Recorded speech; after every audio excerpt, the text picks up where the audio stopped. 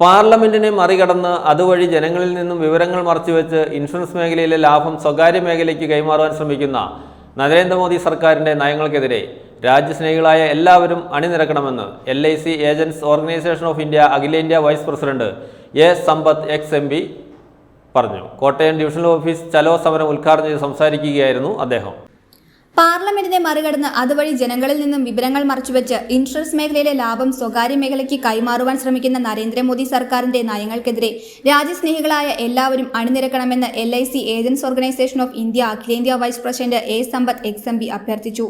Agents ദ്രോഹ നടപടികൾ LIC വഴി നടപ്പിലാക്കുന്നതിൽ നിന്നും IRDAIയും കേന്ദ്ര സർക്കാരും പിന്തിരിയുക എന്ന മുദ്രാവാക്യമുയർത്തി ഏജന്റുമാർ നടത്തിയ കോട്ടയം ഡിവിഷണൽ ഓഫീസ് ചലോ സമരം ഉദ്ഘാടനം ചെയ്ത് സംസാരിക്കുകയായിരുന്നു അദ്ദേഹം. ഇന്ത്യയിലെ രണ്ടാം മോദി സർക്കാർ റിസർവ് ബാങ്കിൽ നിന്ന് ഏതാണ്ട് ഒറ്റയടിക്ക് 1.40 ലക്ഷം കോടി രൂപ എടുത്തു മാറ്റിയത്.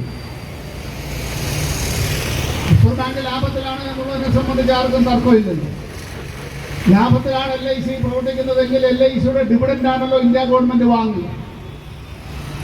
ഇന്ത്യയിലെ പൊതുമേഖലാ സ്ഥാപനങ്ങൾ ലാഭത്തിൽ പ്രവർത്തിക്കുമ്പോൾ അതിന്റെ ഡിവിഡൻഡ് ലാഭവിഹിതമാണല്ലോ വാങ്ങുക, കൈപ്പറ്റുക അല്ലേ?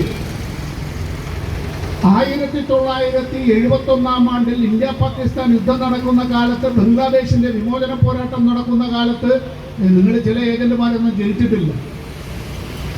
1971 അന്ന് ഇന്ത്യയുടെ പ്രധാനമന്ത്രി ശ്രീമതി ഇന്ദിരാഗാന്ധി റിസർവ് ബാങ്കിനോട് 70,000 കോടി രൂപയാണ് ആവശ്യപ്പെട്ടത്. റിസർവ് ബാങ്കിന്റെ ലാഭത്തിൽ നിന്ന് 70,000 കോടി രൂപ അത്തരത്തിൽ യുദ്ധാവശ്യങ്ങൾക്ക് രാജ്യത്തിന് പണം ആവശ്യമുള്ളതുകൊണ്ട് അന്ന് LICയുടെ ചെയർമാൻ പറഞ്ഞത്, റിസർവ് ബാങ്കിന്റെ ചെയർമാൻ പറഞ്ഞത് 50,000 കോടി രൂപയ്ക്കപ്പുറം നൽകാൻ കഴിയില്ല. ഈ രാഷ്ട്രത്തിന്റെ സമ്പദ് വ്യവസ്ഥ നിലനിൽക്കേണ്ടത് ഞങ്ങളുടെ കൂടി ചുമതലയാണ്. ആ ചുമതലയാണ് നിർവഹിക്കുന്നത്. ഈ യുദ്ധത്തിന് സഹായിക്കണമെന്നുള്ള നിലയിൽ എല്ലാ കാര്യങ്ങളും ചെയ്യുമ്പോഴും റിസർവ് ബാങ്ക് 50,000 കോടി രൂപ മാത്രമേ നൽകാൻ കഴിയൂ, 70,000 കോടി രൂപ നൽകാൻ കഴിയില്ല. വർഷം 1971. അന്ന് ഈ രൂപയ്ക്കുള്ള വിലയെ സംബന്ധിച്ച് നിങ്ങളൊന്ന് ആലോചിക്കുന്നു.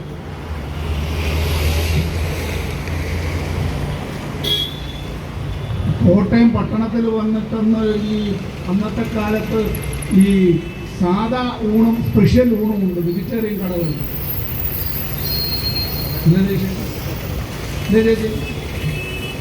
ഞാൻ പറയുന്ന കാലത്ത് അന്ന് കോട്ടയം പട്ടണത്തിൽ ഇതുപോലെ നിങ്ങളൊക്കെ വന്നിട്ട് ഒരു സാധാ ഊണ്, ഒരു വെജിറ്റേറിയൻ ഊണ് കഴിച്ചാൽ അതിന് ₹1.10 പരമാവധിയാവും.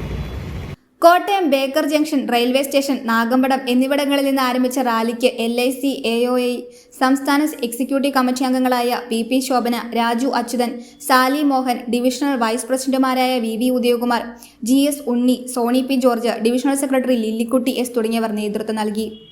കോട്ടയം, ഇടുക്കി, പത്തനംതിട്ട, ആലപ്പുഴ ജില്ലകളിലെ ഏജന്റുമാർ കോട്ടയം ഡിവിഷൻ ഓഫീസിന് മുമ്പിൽ നടത്തിയ ധർണാ സമരത്തിൽ LIC AOI divisional president S Sanilkumar അധ്യക്ഷത വഹിച്ചു.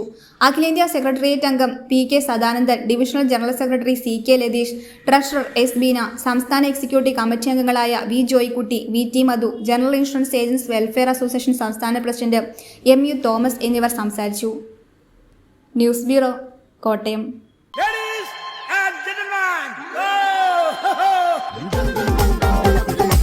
ഞാനിപ്പോൾ തൊടുപുഴ സീപോൾ ഹെയർ ഫിക്സിംഗ് സെന്ററിലാണ്. നമ്മുടെ പുതിയ ബ്രാഞ്ച് ഇവിടെ ഓപ്പൺ ചെയ്തിരിക്കുകയാണ്. ഇനി അത് മാത്രമല്ല, ന്യൂ ഇയറും അതുപോലെ തന്നെ ക്രിസ്മസും പ്രമാണിച്ച് 25% ഡിസ്കൗണ്ടാണ് ഓരോരുത്തർക്കും ലഭിക്കുന്നത്. അപ്പോൾ ഈ ഒരു സർവീസ് ആവശ്യമുള്ള എല്ലാവരും തന്നെ ഈ ഒരു ഡിസ്കൗണ്ട് യൂസ് ചെയ്യുക. താഴെ കാണുന്ന നമ്പറിൽ വിളിച്ചിട്ട് ഇന്ന് തന്നെ ബുക്ക് ചെയ്യുക.